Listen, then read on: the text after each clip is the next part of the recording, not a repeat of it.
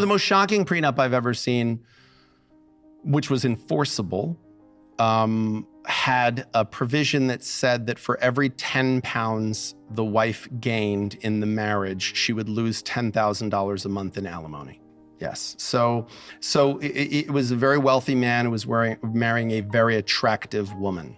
But he was very concerned that she was going to become less attractive and he was going to become more wealthy. So his solution to this was in the prenuptial agreement. He wanted a clause that said she would get, if they divorced, she was going to get like $70,000 a month for alimony.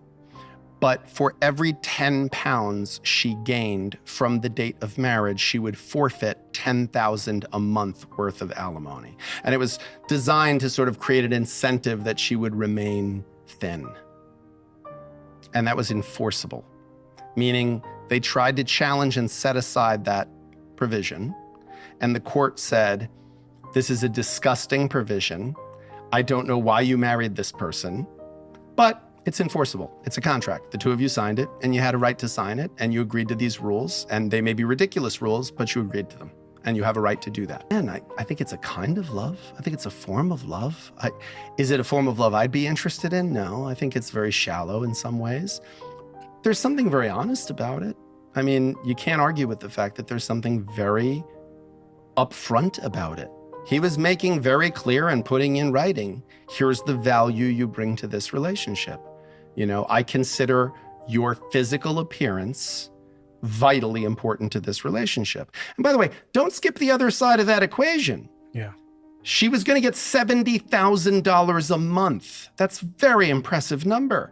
So, you know, I think she also understood there was a value to be attached to him as well, you know, and is it something I would be interested in on either side of that equation? No. But do I have a right to say to someone that's not love?